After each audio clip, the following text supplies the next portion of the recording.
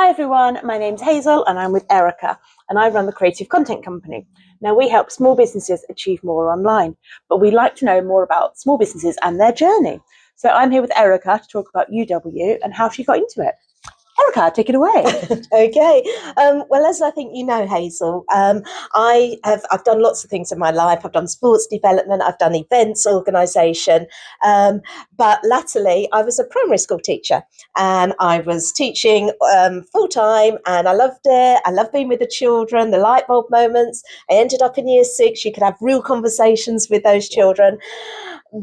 But my road was very much ahead of me. I couldn't see any turnings off, and it was taking more time away from my own family. Mm. Someone introduced me to UW, and the lovely thing was I could do it alongside my teaching. And so slowly but surely I could build up customers, build up partners, which meant that I was earning a bit of extra money, but some of that was becoming residual money I was paid every month, which meant as the time moved forward, I could actually cut down some of my teaching days, freeing my time. It was time I needed. Freed some of my time. I went down to 4 days and then down to 2 days, and then I retired a year ago. So that's really how I got into it. I knew I needed a change.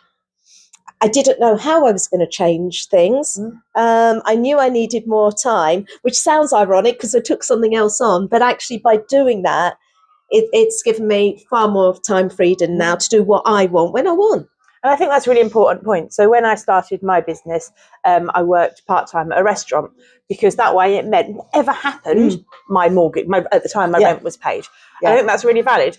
I think when you go into business without that backup, you kind of ooze desperation. Absolutely. So it's great that you've kind of got those two sides. Yeah. And I think that the thing is, as UW as an add-on, because people pay for their electricity month after month, it's an ongoing thing, and we look after our customers. That's the other thing. They've got that ongoing contact with us. It just means that you have got that kind of comfort blanket, as it were, around you. Oh no, I completely really important. It. Yeah, and I think also working in the restaurant, I put in a lot of hours, but when I finish at the restaurant, that money's not still coming in. No. Had I put those hours into UW, that money could still be coming in. Absolutely that, yes. It's an interesting point. Yeah. So how do you think people could get into UW? I think very much. Why, if it's for them as well? So people join UW for all sorts of reasons. I joined for time freedom. Some people do join it for that kind of safety blanket. It's some people actually they kind of look at their lives. We have a lot of young mums in the team because sometimes I know when I had my children, at the time I was organising a national series of events.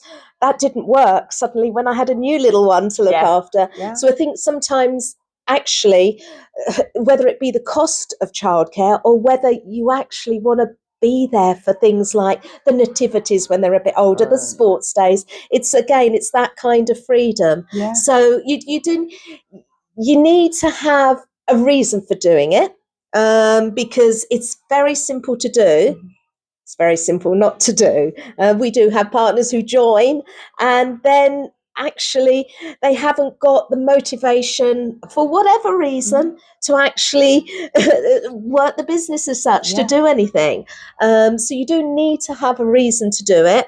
And actually, ironically, busy people are incredibly good at the business because busy people are used to looking at their time and carving time out for different things. And they're the people that are incredibly successful.